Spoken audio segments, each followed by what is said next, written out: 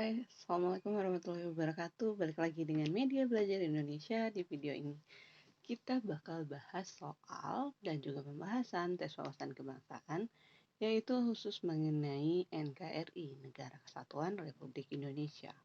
Ini untuk tes SKD, CPNS maupun untuk sekolah kedinasan. Langsung aja kita simak ya dari video pertama. Dari soal nomor 1 untuk TWK SKD CPNS, berdasarkan Undang-Undang Dasar 1945 Pasal 1 Ayat 1, Indonesia ialah A. Negara kesatuan berbentuk republik, B. Negara republik berbentuk kesatuan, atau C. Negara kesatuan bersistem desentralisasi, atau D. Negara republik bersistem sentralisasi, atau E. Negara kesatuan bersistem presidensial. Nah, Pasal 1 ayat 1 itu merupakan bunyinya, negara Indonesia ialah negara kesatuan yang berbentuk republik. Dari sini kita tahu kalau jawabannya adalah yang A. Ya, negara kesatuan berbentuk republik. Soal nomor selanjutnya, setelah Perang Dunia I berakhir, perasaan anti-kolonialisme dan imperialisme semakin kuat di kalangan rakyat Indonesia. Hal ini menyebabkan terjadinya perubahan taktik pergerakan nasional Indonesia, yaitu berubah ya dari perasaan anti kolonialisme ini semakin kuat. Berarti yang mana? A. Bercorak kooperatif. B. Bersikap netral untuk mendapatkan simpati negara-negara lain. C. Bersikap radikal dengan taktik non-kooperasi. D. Partai-partai mulai bekerja sama dengan pemerintah Belanda untuk memperjuangkan kepentingan rakyat. Atau E. Lebih bersikap moderat. Moderat itu di tengah-tengah gitu. Nah, kita simak pembahasannya. Pergerakan nasional Indonesia ditandai dengan munculnya organisasi modern pertama, yaitu namanya Budi Utomo. Setelah munculnya Budi Utomo, perjuangan yang awalnya menggunakan senjata fisik itu berganti menjadi perjuangan melalui organisasi-organisasi modern yang dibentuk oleh kaum cendekiawan atau disebut juga sebagai kaum intelektual. Nah, perubahan taktik pergerakan nasional Indonesia lalu menuju strategi bersifat radikal dengan taktik non-kooperatif. Tidak mau bekerja sama ya, anti kolonialisme. Ini adalah bersikap radikal. Jadi jawabannya adalah yang C. Bersikap radikal dengan taktik non-kooperatif atau kooperasi. Soal selanjutnya untuk TWK SKD CPNS. Salah satu faktor intern lahirnya pergerakan nasional Indonesia. Sebelum baca soalnya, kamu harus tahu kalau intern adalah faktor dari dalam. Kita simak yang A. Adanya All Indian National Congress 1885 dan Gandhisme di India, Mahatma Gandhi ya. B. Adanya kemenangan Jepang atas Rusia tahun 1905 menyadarkan dan membangkitkan bangsa-bangsa Asia untuk melawan bangsa-bangsa Barat. C. Adanya gerakan Turki Muda 1908 pastinya di Turki. Atau D.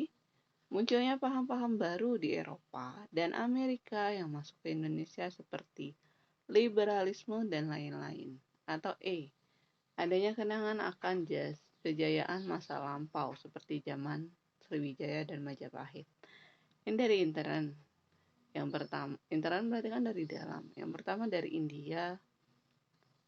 Yang kedua adalah Jepang atas Rusia. Yang ketiga Turki. Yang keempat Eropa, Amerika. Yang D, Eropa dan Amerika. Jadi, faktor intern adalah faktor dari dalam Indonesia itu sendiri. Jadi jawabannya adalah yang E. Adanya kenangan akan kejayaan masa lampau seperti zaman Sriwijaya dan juga Majapahit, kerajaan yang ada di Indonesia ya, Hindu-Buddha. Jadi jawabannya E. Soal nomor 5.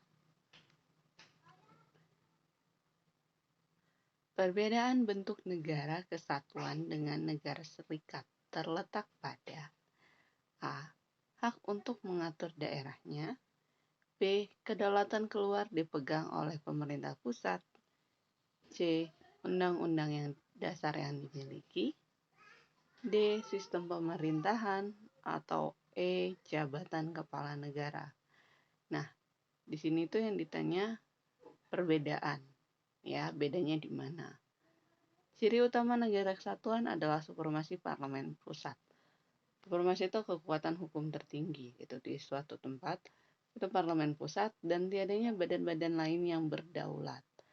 Adapun negara serikat adalah negara yang bersusunan jamak, ada negara di dalam negara gitu. Biasanya negara serikat terdiri atas beberapa negara bagian yang masing-masing memiliki konstitusi sendiri. Nah, kepala negara sendiri, parlemen sendiri, dan kabinet sendiri yang berdaulat. Di sini kan ditanya perbedaannya, bedanya adalah di hak untuk mengatur daerahnya. Kenapa? Karena di sini adalah perbedaan negara kesatuan dengan negara serikat. Berarti waktu Indonesia RIS dan NKRI kayak gitu.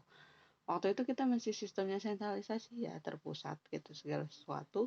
Ketika kita bentuknya negara kesatuan diatur oleh pusat, berubahnya itu setelah selesainya era Soeharto, baru ada desentralisasi.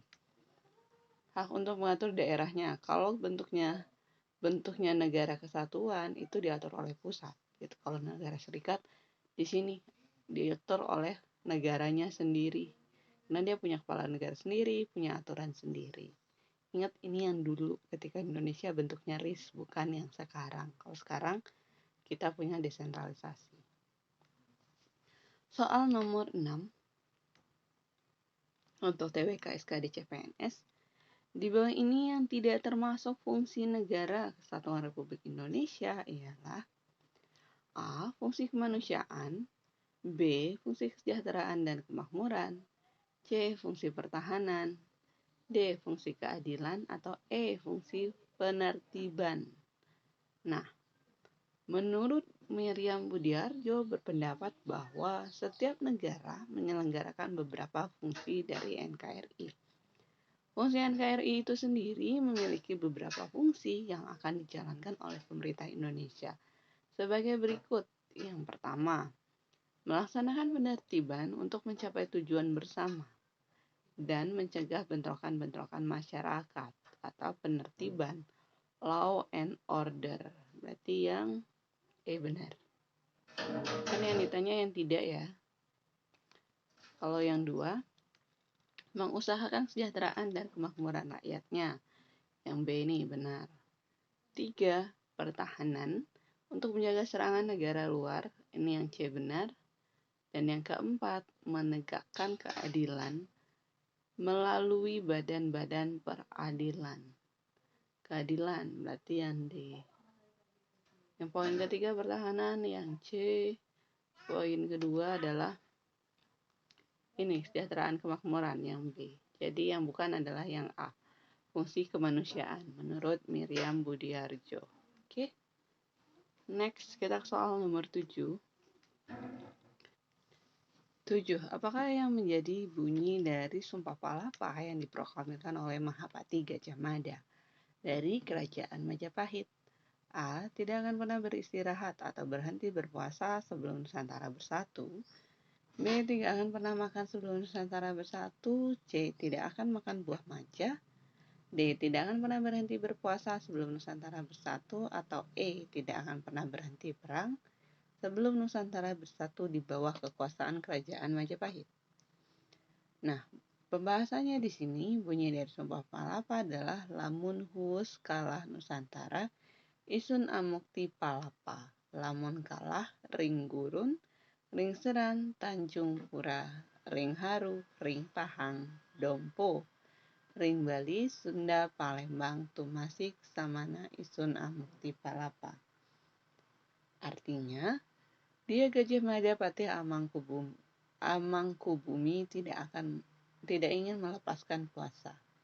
Ia Gajah Mada jika telah menundukkan seluruh Nusantara di bawah kekuasaan Majapahit.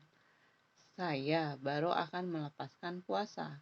Jika mengalahkan Gurun, Seram, Tanjung Pura, Haru, Pahang, Dompo, Bali, Sunda, Palembang, Tumasik, demikianlah saya baru akan melepaskan puasa. Berarti nggak akan berhenti berpuasa. Jadi jawabannya yang D, tidak akan pernah berhenti berpuasa sebelum Nusantara bersatu. Soal nomor 8. Penggunaan jasa satelit komunikasi domestik seperti halnya satelit Palapa dan satelit lainnya yang dimiliki Indonesia sangat penting dan merupakan suatu keharusan karena A. Memudahkan penduduk untuk berkomunikasi. B. Indonesia harus mengatasi ketertinggalan dengan bangsa lain. Atau C. Jumlah penduduk Indonesia sangat banyak. Atau D. Merupakan sumber devisa terbesar bagi bangsa Indonesia. Atau E. Wilayah Indonesia merupakan kepulauan yang luas. Nah, manfaat satelit itu di Indonesia yang pertama adalah melancarkan telekomunikasi dan penyiaran. Satelit yang digunakan yaitu satelit Palapa dan Cakrawala, satelit Merah Putih, dan satelit Nusantara 1. Di sini yang kedua memantau laut di Indonesia, ini digunakan satelit Indesco. Yang ketiga menghubungkan seluruh layanan perbankan, ini digunakan oleh satelit BRI SAT. Dan yang keempat memantau kondisi bumi, ini digunakan yaitu satelit 8 TubSat. Nah, di sini adalah yang ditanya satelit Palapa. Satelit Palapa adalah yang ini yang pertama. Gunanya untuk melancarkan telekomunikasi. Jadi jawabannya yang A. Oke teman-teman. Sudah sekian, terima kasih. Assalamualaikum warahmatullahi wabarakatuh.